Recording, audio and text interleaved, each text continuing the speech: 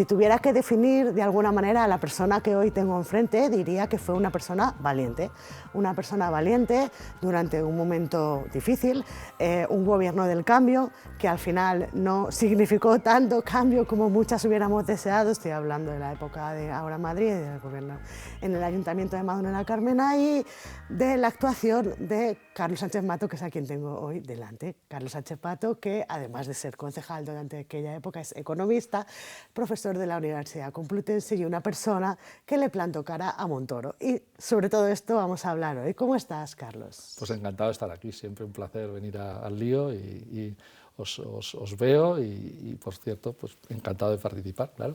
Bueno, Carlos, entre otras cosas, como ya he dicho antes, eres economista, pero eres un economista, digamos, una rara avis, porque eres un economista de izquierdas. ¿Por qué la economía siempre nos la explican desde el lado de la derecha? ¿Por qué no hay tantos economistas de izquierdas? Bueno, yo no creo que haya pocos economistas de izquierdas. Permíteme que te enmiende la plana en ese sentido, cariñoso. Simplemente que determinadas áreas de la economía, donde se toman las grandes decisiones, y también en determinados aspectos de la academia, pues quienes dominan son los economistas convencionales que tienen ideología, pero no la mía, tienen otra ideología, aunque pretendan aparentar ser personas cortadas por la tecnocracia, es decir, no, yo soy independiente, yo no tengo formación política, yo la tengo, pero quienes dicen que no la tienen no están ajenos a la ideología. Lo que ocurre es que normalmente quien no te la muestra, pues te la está diciendo de una manera indirecta. Y bueno, pues normalmente, pues, si las grandes economías del mundo han evolucionado de una determinada manera, haciendo carburar al sistema económico capitalista, es porque quienes han pilotado los mandos han sido personas profundamente atravesadas por ideas de derechas. Bueno, comenzaba hablando de que estuviste en el gobierno de Ahora Sí. Madrid. ¿Cómo recuerdas aquella etapa y qué sinsabores te quedan? Bueno, fue una etapa absolutamente de la que no quitaría ni un minuto, por lo apasionante, por lo ilusionante e incluso con los elementos muy negativos que se produjeron en la parte final, diríamos, de ese gobierno de la ciudad, pues a pesar de eso yo no quito nada de la experiencia. Es decir, se anticiparon problemas que luego hemos tenido posteriormente en la izquierda a nivel estatal, porque dimos determinadas batallas que sabíamos que eran importantes. Quienes ahí estábamos en el gobierno de la Ciudad de Madrid y teníamos trayectoria política de toda la vida, porque yo desde que tengo memoria estoy implicado en temas políticos, pues sabíamos que luchar contra el austericidio, que bueno, personificaba a Montoro, pero tenía que ver con una posición de la Unión Europea que aquí en el Estado español llevaba a la práctica con látigo serio el Partido Popular, ¿no? Bueno, pues quienes estábamos en política sabíamos las consecuencias de esos recortes y teníamos clara también conciencia de que si llegábamos al gobierno, fuera en un ayuntamiento o fuera en el gobierno central o en una comunidad autónoma, teníamos que hacer las cosas de otra manera. Humildemente creo que mi equipo y yo lo hicimos la batalla y creo que ganamos, aunque pueda parecer ridículo. Evidentemente, políticamente yo acabé muy mal, ¿no? Me decapitaron, pero cuando digo que ganamos es que logramos demostrar en los años en los que estuvimos que era posible hacer política de otra manera, que era posible reducir la deuda multiplicando la inversión y el gasto público. Es decir, algo que hacía que a Montoro le diera la vuelta a la cabeza. Claro, recuérdanos un poco, porque a lo mejor hay alguien que no se acuerda muy bien de lo que sucedió. ¿Qué es lo que se interpretó como un órdago a Montoro? Bueno, pues simplemente que lo que nos pedían era recortar y nos negamos. Dijimos que no solamente no íbamos a recortar, sino que íbamos a impulsar las políticas públicas.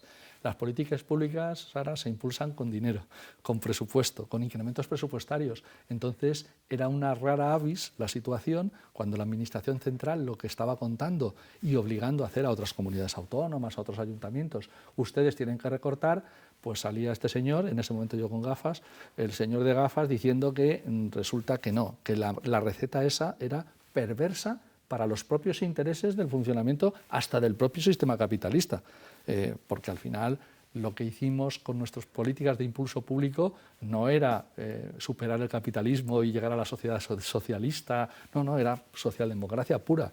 Es decir, algo que, permíteme que diga, es sentido común. Hay necesidades en la ciudad de Madrid, las sigue habiendo y gravísimas, hay una desigualdad brutal, hay un problema de vivienda que lo había entonces y precisamente fue uno de nuestros caballos de batalla. Hay que impulsar políticas públicas para intervenir y eso se hace con presupuesto. No me pidas que recorte cuando tengo capacidad de poder invertir y gastar mucho más. No me impongas políticas austericidas.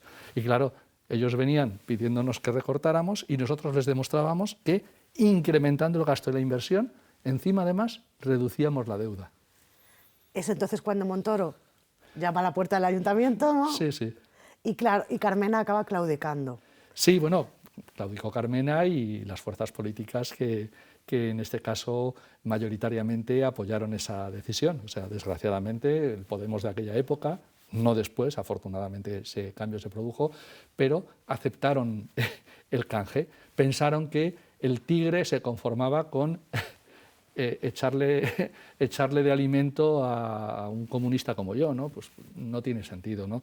Pero en ese momento se pensó, y yo estoy seguro que con la mejor de las intenciones, que aceptando ese pacto y esos recortes se podría mantener el Ayuntamiento de Madrid.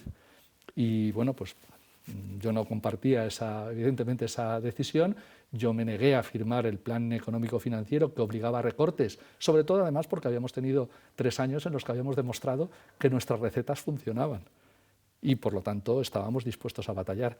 Oye, y fue por muy poco tiempo, porque 6 meses después de que fuera, en este caso, anulado nuestro equipo y, bueno, en este caso yo cesado por parte de Manuela Carmena, pues 6 meses después Montoro pasó a la historia. ¿Tú guardas rencor a alguien? No, o sea, por así decir, claro, no se me olvidan cosas, pero no tengo ningún tipo de rencor, ni político ni personal. A los actores de la izquierda, que en ese momento, en mi opinión, se equivocaron, no solamente les guardo cariño, sino enorme respeto. O sea, se lo tengo pues desde Pablo Iglesias a la gente que actualmente está en el ayuntamiento, Rita Maestre y demás. Creo que hicieron lo que pensaron que era correcto. En mi opinión, se equivocaron, pero no pienso en ningún momento que con las decisiones que tomaron lo que estaban era aliándose con la derecha. No, simplemente la presión de la derecha era bestial, brutal. Nosotros estábamos sometidos a un marcaje brutal por parte del Ministerio de Hacienda y teníamos continuas reuniones con el Ministerio de Hacienda en el que el propio Cristóbal Montoro, con el que llegué a tener buena relación desde el punto de vista personal, o sea, no nos pegábamos en la mesa, sino que él se sentía continuamente engañado por mi parte. Engañado en el sentido siguiente: cuando él me imponía determinadas medidas, yo con la misma ley le demostraba que me las podía bordear. Y en las reuniones me llegaba a decir: me la has vuelto a hacer, Sánchez Mato, me la has vuelto a hacer. Pues claro, te la he vuelto a hacer porque es que yo no he venido aquí a recortar. Es que te dije que recortaras y lo que has hecho ha sido incrementar el doble. Pues eso, claro, es que yo he venido para eso. Es que ¿de qué estamos hablando exactamente? ¿En qué partidas se te pedían? Hablamos de las cosas del comer. Date cuenta que es que al final lo que es la acción del ayuntamiento, pues hay una parte muy importante que es lo que llamamos todos y todas el capítulo 1, el gasto de personal del ayuntamiento, que ese es más difícilmente movible, pero sí se puede comprometer una parte en cuanto a no contratar nuevo funcionariado. Y claro, teníamos esqueléticas las propias administraciones de personal del ayuntamiento, pero fundamentalmente estamos hablando del gran músculo social del ayuntamiento, que tiene aspectos en vivienda, que tiene aspectos puramente sociales o de intervención ante programas de adicciones. Estamos hablando hasta de que me llegó a paralizar el Ministerio de Hacienda la instalación de equipos de reanimación portátiles en los mercados de Madrid. Hablamos de eso. O sea, fijaos, o sea, ¿quién puede estar en contra de eso cuando el Ayuntamiento de Madrid demostró, porque hicimos política fiscal en ese sentido, que tenía la capacidad de hacer eso reduciendo la deuda? O sea, ni siquiera pidiendo dinero prestado, haciéndolo pues bueno, pues con una política fiscal diferente. Retributiva, imagino. Bueno, una política fiscal pues que hizo que le subiera el RICH y el IBI muchísimo, y eso no le gustó, o al Corte Inglés, no les gustaron las medidas fiscales que tomamos, aunque les demostramos que podrían seguir estando en la ciudad, pero que tenían que pagar más. Y bueno, pues a ver, que yo me hice un montón de enemigos, o sea, yo decir que me gané a pulso que me tiraran a los perros, o sea, es normal. Bueno, y pasa el tiempo y el karma Sí. se cumple, ¿no? Se descubre todo el pastel que hay sobre Montoros, se le imputa. ¿Y cómo asistes a esas nuevas informaciones, ¿no? Que le vinculan con una especie de actuación un tanto, digámoslo, fraudulenta? Sara, no se descubre ahora. Cuando estábamos en esos debates ya estábamos denunciando lo que ocurría con Montoro. Lo que ha ocurrido ahora, asombrosamente, es que resulta que había un juzgado investigando sin que nadie lo supiéramos, que eso sí que lo hemos descubierto, pero que Montoro y su equipo de abogados lo que estaban haciendo era legislar a la carta de las grandes empresas. Es que, vamos, basta con mirar, vamos, no fui solamente yo, pero basta con mirar mi propio timeline de Twitter para ver que lo decíamos ya en ese momento. Que decíamos que quien nos estaba intentando hacer recortar estaba usando el Consejo de Ministros para darle favores a las grandes empresas. Es decir, lo que ha ocurrido, lo que sabemos que pasa. Pues bueno, como lo he vivido, pues he disfrutado. O sea, está mal, no disfruto con el mal ajeno, no es un tema, sino disfruto con que se investigue la corrupción absolutamente salvaje con la que bueno, pues nos ha acompañado la vida de los gobiernos del Partido Popular. Una corrupción que además intentaron tapar, ¿no?, con la oferta también. Claro, claro, evidentemente todo este tipo de actuaciones, cuando no haces o no juegas el papel que lógicamente la derecha te asigna, que entiende que puede haber un momento dado de alternancia política y que puede tener un gobierno o estar en una etapa en la oposición, pero lo que no los que no cabemos somos determinados personajes que impugnamos sus políticas. Una de las cosas que hicimos pues, fue crear comisiones de investigación realmente donde se dictaminaban aspectos muy profundos de la corrupción del Partido Popular. Hicimos varias, de funeraria, de la empresa municipal de la vivienda, la venta de los pisos de las viviendas sociales, de M30, y claro, el saqueo había sido brutal. Y lógicamente, si no estás en el puesto, diríamos de políticamente correcto que la derecha quiere cuando está en la oposición, pues van a por ti, en este caso a por mí.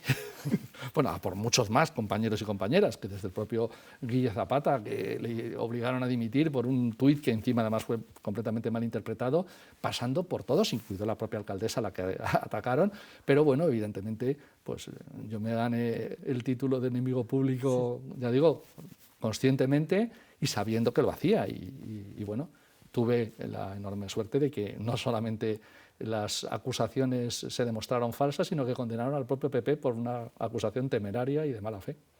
¿Tú crees que tendrá algún coste y acabará pagando con algún tipo de pena ir a la cárcel? No, Montoro no irá a la cárcel. Igual que no ha ido al rato, me dirán, no, ha pasado por la cárcel. Sí, pueden pasar puntualmente, pero ninguna de esas personas que forman parte del Estado profundo, ninguna de esas personas va a pagar con prisión como pagaría cualquier persona de la izquierda, bien hecho si hiciera algo parecido, ¿no? Por lo tanto, no tengo ninguna confianza en la justicia, ninguna. Y dices, bueno, pueden preguntar, bueno, a ti te absolvieron. Bueno, claro, ¿y qué tiene que ver? Desde luego, si hubiera llegado al Supremo, a mí me habrían metido, yo estaría en prisión con toda seguridad. Y sin haber hecho nada, al contrario, lo que hice fue velar por el dinero público de la ciudad de Madrid. Explicamos esto un poco porque yo creo que a lo mejor no nos está entendiendo. ¿De qué te acusaban a ti? Pues en este caso, cuando hubo un caso de corrupción del Partido Popular en el Mutua Open de tenis, es decir, en ese torneo de tenis para ricos que se celebra en la ciudad de Madrid y que pasó a doblar su coste para la ciudad, y algunas personas decidimos investigar, mi compañera concejala Celia Mayer y yo mismo, pues investigar por qué se había producido ese incremento de coste brutal. Y bueno, pues pedimos un informe después de que la asesoría jurídica del Ayuntamiento de Madrid nos dijera que ella no iba a informar del asunto. Ese informe, absolutamente legal y dentro de los, pues bueno, pues fue tildado de una malversación de fondos públicos. 5 años y medio de cárcel me pedían y la causa duró 5 años. 5 años la mantuvieron porque la usaban como el Guadiana, ¿no? O sea, cuando había un momento en que había que apretar, pues apretaban. y cuando yo ya no estaba ni siquiera en la corporación y ya era un economista por ahí, pero me pidieron que echara una mano en el Gobierno de España, en este caso la compañera Irene Montero, pues me dijo, oye, échanos una mano aquí en la parte del Gobierno de Unidas Podemos. Pues yo le dije, sinceramente, y ella lo puede corroborar, le dije, Irene, va a ser un problema, porque en el momento en que empiece a trabajar con vosotras, un equipo extraordinario, el del Ministerio de Igualdad en la pasada legislatura, pues en el momento en que empiece a colaborar con vosotras, van a volver a reactivar la causa.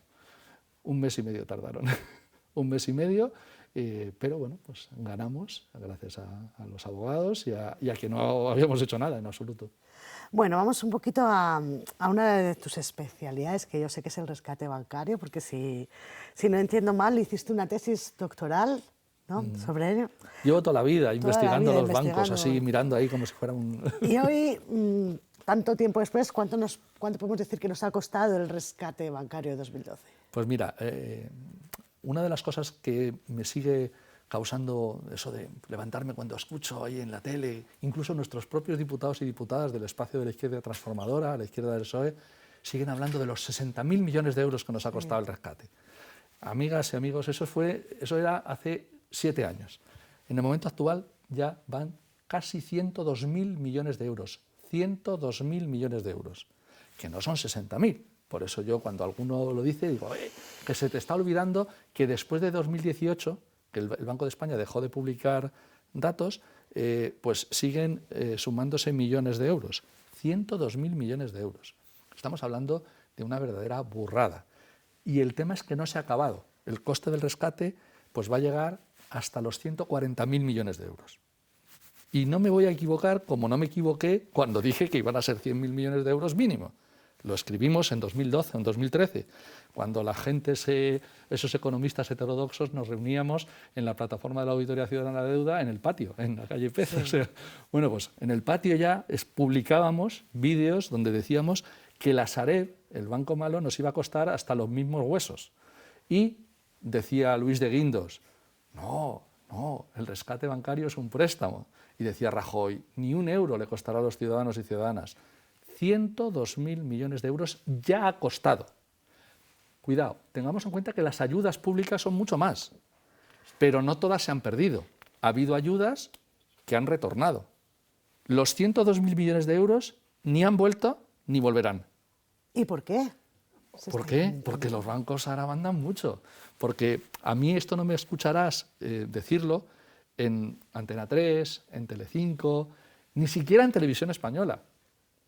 Bueno, ya no hablo de Telemadrid o otras cadenas. No, ¿por qué? Pues porque son anunciantes muy importantes, son poderes de los que la gente solemos decir que se llaman fácticos, es decir, que tienen capacidad de hacer que una persona que diga estas cosas esté absolutamente anulada o imposibilitada de acudir a cualquier tertulia o a cualquier medio de comunicación de masas. Imposible. Yo lo tengo asumidísimo, no lo digo con pena, ya lo sé, yo lo digo y lo hago y escribo y estudio sabiendo que eso, lógicamente, pues no va a contar con un altavoz importante porque mandan mucho. De hecho, que la normativa haya facilitado el rescate bancario como se ha producido e incluso el mensaje que se ha lanzado a la gente sobre el rescate bancario no es casual, es causal. Pues muchas gracias por entrar al trapo, ahí te quería yo situar. Y vamos a hacer un poquito de didáctica, que a ti te gusta mucho hacerlo a través de redes sociales. Estos montantes de los que me estás hablando, vamos a compararlos. Sí. ¿Con qué tendría relación? ¿Con el presupuesto de educación, de sanidad? Bueno, por ejemplo, puede ser algo superior lo que se ha perdido al presupuesto de sanidad de todo un año. Con lo cual, para que os hagamos una idea, es una cantidad muy importante. Pero a mí me gusta compararlo con otro elemento que a lo mejor también a la gente le sirve, porque muchas veces se oye hablar de, bueno, a ver, ayudas públicas se le dan a otros muchos sectores, es decir, lo primero, el cine, las teles, el mundo de la cultura, que es simplemente señalado como que, bueno, de alguna manera es como que chupa de la teta del Estado, del papá Estado. Bueno, pues las ayudas públicas al sector bancario de 2008 a 2024 son 21 veces más que las ayudas que han recibido todos los sectores, todos, desde el automóvil a la cultura, 21 veces más. Por lo tanto, estamos hablando de que claramente estamos ante el prefe de la clase. El sector bancario es aquel con el que ningún ministro de Economía, ni siquiera uno socialdemócrata, va a atreverse a enfrentar y a mirarles a la cara y a decirles: te voy a cobrar muchos más impuestos porque te estás yendo de rositas. Por eso yo no seré ministro y si lo soy duraría poco tiempo, como duré poco como concejal de Economía y Hacienda. Vaya, resulta que la gente que se queja de las paguitas, las falsas paguitas que se le dan a la población migrante... Claro, Sara, jamás les oirás decir que todas estas ayudas que se están produciendo y no se producen solamente en los momentos de crisis, porque también es algo que la gente tiene que ser consciente. Es decir, todos y todas entendemos que hay una pandemia, hay que ayudar a los sectores empresariales, incluso los que, ya digo, los que somos adversarios de este sistema económico capitalista, somos conscientes de que en determinados momentos económicos, como que hay sectores que necesitan ayuda, ¿vale? O más ayuda. El sector bancario la necesita siempre. No podrían funcionar ni una semana sin ayudas públicas. Lo que ocurre es que no somos conscientes, los ciudadanos y las ciudadanas, en muchas ocasiones, no porque seamos bobos, sino porque nadie nos permite conocer esas realidades, que esas ayudas son indispensables para el funcionamiento del sistema bancario. Es decir, que cuando presentan esos beneficios maravillosos, extraordinarios e impresionantes, los están presentando teniendo en cuenta que reciben ayudas públicas, que sin las ayudas públicas no tendrían esos beneficios. ¿Podemos decir entonces que es el sector más subvencionado? Pero claramente, pero de manera, vamos, simplemente comparando las ayudas públicas, las estimadas, no por mí, por datos, son todos datos oficiales del Banco de España, del Fondo de Reestructuración Ordenada Bancaria, de la Sareb, del Tesoro Público, pero no hay ninguna página del Gobierno de España, por ejemplo, imaginaros, un gobierno en el que estamos en coalición, en el que mi fuerza política Izquierda Unida participa, pero no hemos conseguido que aparezca en un sitio toda la información junta. Fijaros qué bobada. O sea, decir, oye, todas estas ayudas, claro, la Comisión Nacional de Mercados y Competencia publica las ayudas de todos los sectores.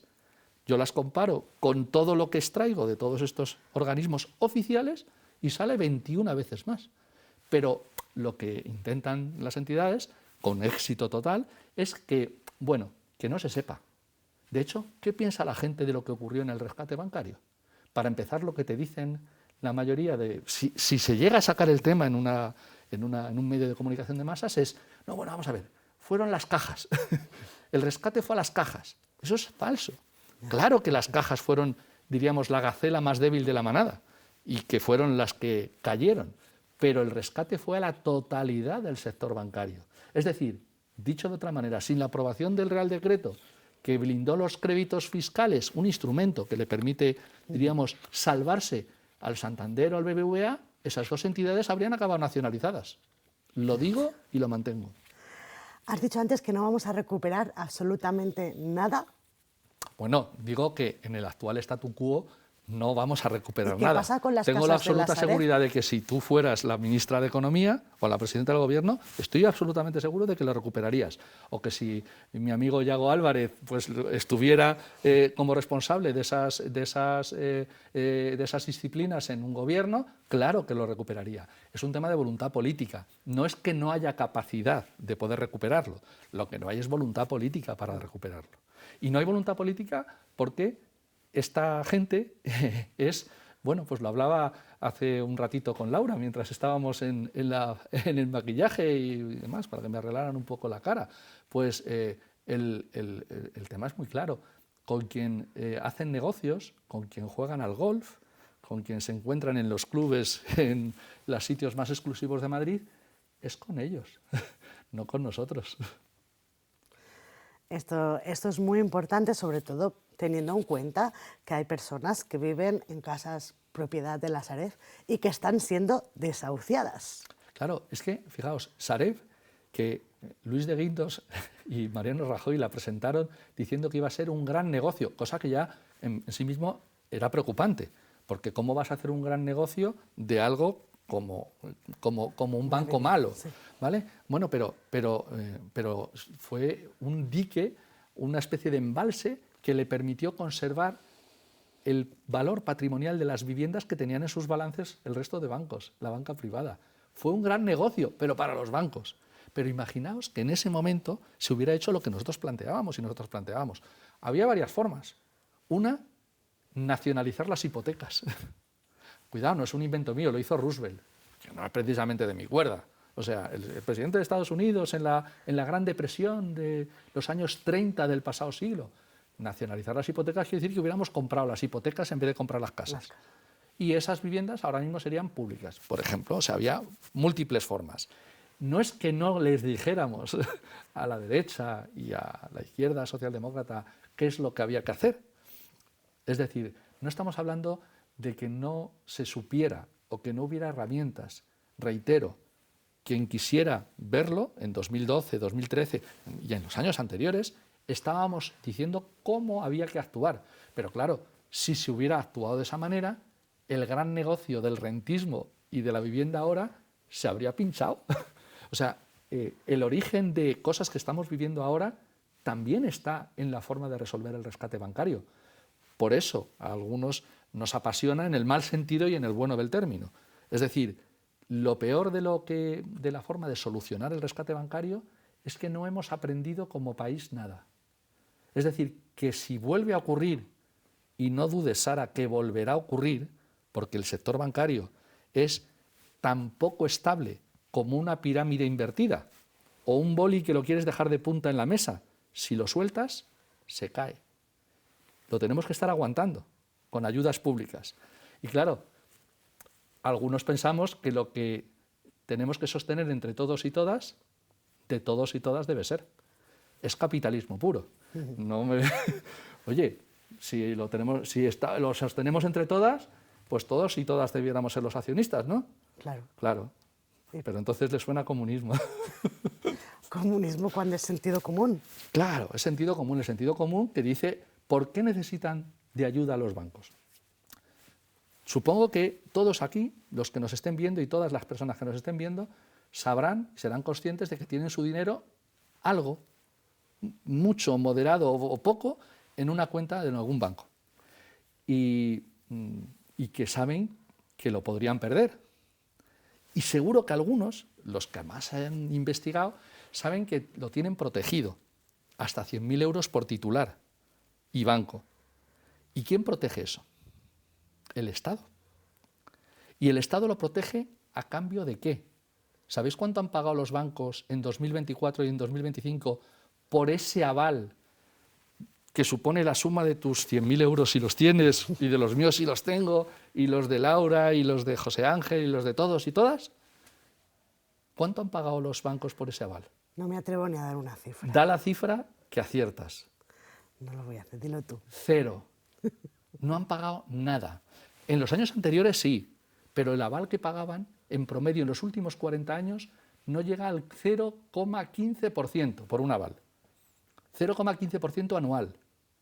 Probad, yo animo a la gente a que vaya al banco y diga, quiero un aval al 0,15%. El cachondeo que le puede generar o puede generar en la oficina a la que vaya puede ser importante. 0,15.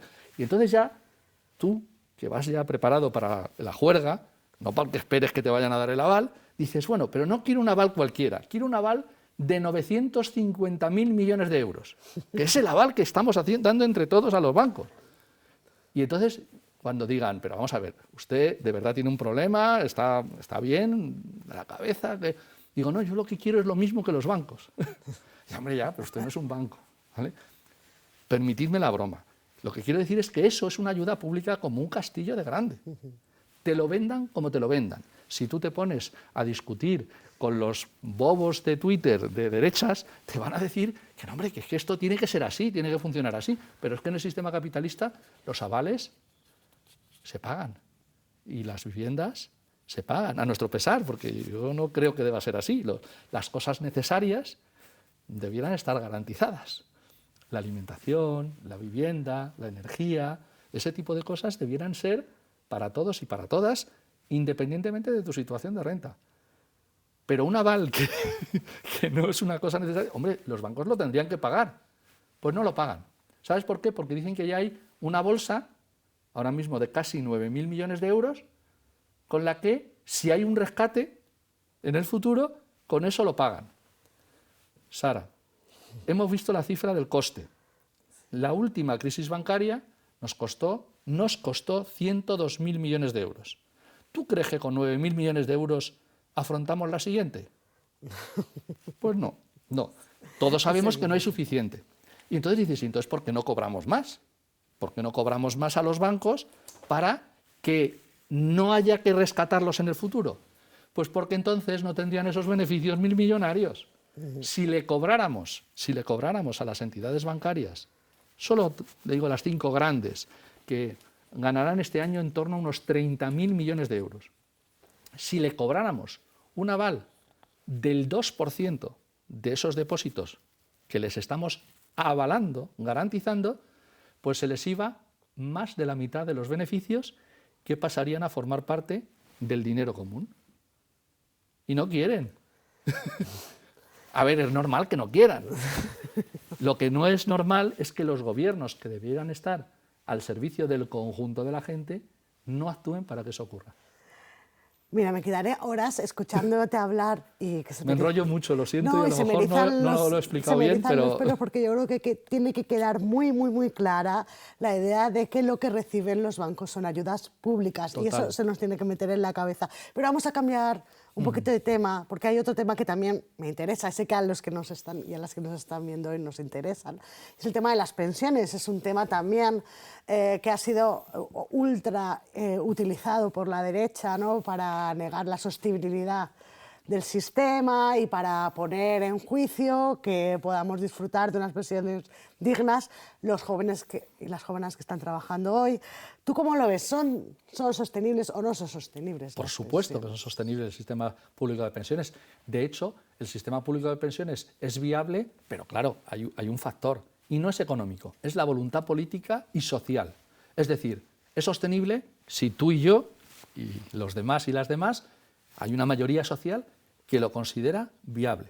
Es decir, socialmente queremos dedicar dinero y recursos para que tengan dignidad las vidas de las personas cuando terminan su fase de vida laboral en las que han sido explotadas y absorbida su producción y la ventaja de su producción por parte de los y las capitalistas que las emplean. ¿Queremos que tengan vida digna o no? Si queremos que tengan vida digna, te digo, no hay problema.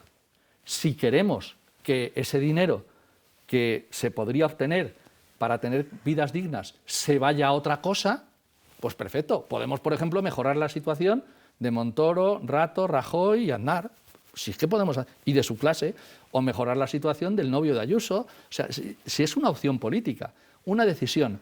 Ahora, que no me digan que económicamente no son viables las pensiones. Fijaos, las últimas reformas, las realizadas con el gobierno de coalición en 2021 y 2023, son extraordinariamente positivas.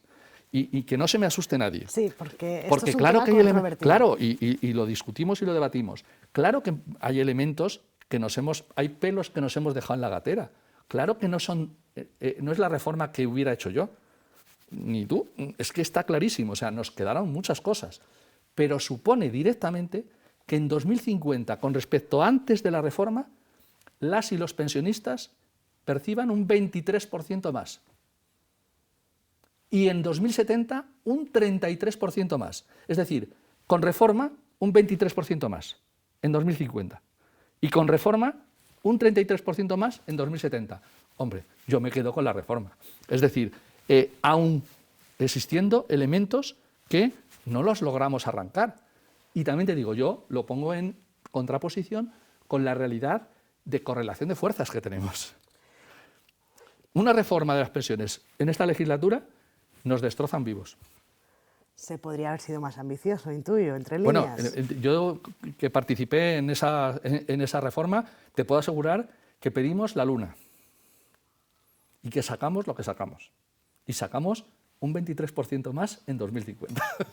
Que no está mal, ¿eh? Cuidado, que las personas que no estamos cobrando prestación, que no estamos jubilados en el momento actual y estábamos sujetos a lo que se llamaba el factor de sostenibilidad que había aprobado el PP. Suponía que yo cuando me llegara a jubilar dentro de 15 años, lo que tenía era una situación de una rebaja del 18% de mi pensión. Y eso se ha eliminado. Hombre, no sé, ¿se podía ser más ambicioso? Claro que se podía ser más ambicioso, pero es que conseguimos mucho. Los datos están ahí. Los datos son no míos, son de la AIREF, la Autoridad Fiscal Independiente, y de la Comisión Europea. Pero fíjate, lo que yo considero positivo es que, un poco haciendo el paralelismo de lo que te contaba de la época en el Ayuntamiento de Madrid, que demostramos que de otra forma el sistema también es viable. Es decir, que en vez de recortar, ampliar la edad de jubilación, recortar las pensiones y demás, no, con más ingresos se puede hacer se puede hacer una reforma de las pensiones beneficiosa para la gente, que suponga como elemento positivo, que es lo que está asustándoles ahora a la derecha. Dice, la que se viene encima, y el ataque es brutal. Y claro, atacan por la vía de estamos quitándoselo a los jóvenes. Eso es mentira, eso es falso. Esta es la lucha de clases de toda la vida, Sara. Esta es la lucha de clases de toda la vida. Hay jóvenes que no tienen ningún problema habitacional ni de vivienda en el momento actual. Y hay jóvenes que están jodidísimos, la mayoría. Bueno, pues lo mismo en el tema de las pensiones. Hay gente en la derecha que lo que quiere ahora es sabotear algo precisamente porque conseguimos cosas. Cuidado, nos dejamos también elementos. Por ejemplo, la dificultad mayor de la jubilación anticipada. Si es que o no revertimos el subir la edad de jubilación a los 67 años, pero no porque no lo intentáramos, te lo puedo asegurar que lo intentamos. Bueno, y ya que hablamos sobre pues, lo que se intentó o lo que se quiere intentar y lo que no se pudo, o hasta dónde se llegó cuando se quiso intentar, permíteme que me salga un poco de la economía y vamos a mirar un poco a lo que nos queda poco tiempo para unas elecciones, ¿no? Y nos queda un tiempo todavía para reflexionar si realmente debemos de encaminarnos otra vez a intentar un frente común para ir a las elecciones o no. ¿Tú cómo lo ves? Yo no veo otra forma, o sea, es evidente, pero creo que ya hemos cometido suficientes errores y por todas las partes. El que solamente señala a un lado se equivoca. Creo que todos y todas somos corresponsables de la situación actual. Que en un momento en el que el Partido Socialista tiene casos de corrupción, algunos inventados y lawfare, pero hay otros reales, malas prácticas, incapacidad para abordar los grandes problemas sociales de nuestro país, la izquierda transformadora, en sentido amplio, sea irrelevante. Si eso ocurre es porque no hemos hecho bien las cosas. Y yo no estoy para señalar pues, la responsabilidad. Evidentemente tiene más responsabilidad Yolanda Díaz que yo, eso es evidente. Pero no es el caso de señalar responsables. Lo que es una obviedad es que el statu quo que nos deja el régimen del 78, que tenemos, es que hay circunscripciones uniprovinciales y todo lo que no sea ir unidos supone darle entre 20, 25 o 30 escaños a la derecha reaccionaria directamente. Es así. Veo muy difícil con el nivel de odio cainita que se ha generado y que, bueno, pues que hay alguna de las fuerzas, en este caso Podemos, dice que de ninguna de las maneras, pues veo muy difícil que pueda haber ese frente único. Pero desde luego yo soy de frentes populares amplios, con primarias conjuntas, con democracia interna, o sea, todo eso que intentamos hacer en Ahora Madrid y que se cargaron algunos, desde luego no yo. Bueno, pues muchísimas gracias, Carlos, por atendernos y nada, que os quede claro que hay otras maneras de gestionar la economía. Muchas gracias, Ana.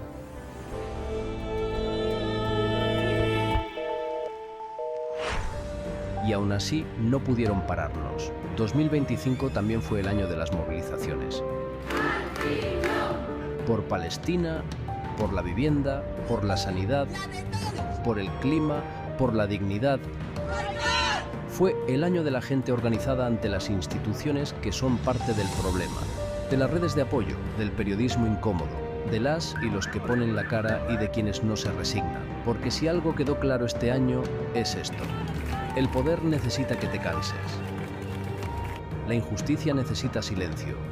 Y el sistema solo funciona si estás sola y alienada. Por eso seguimos.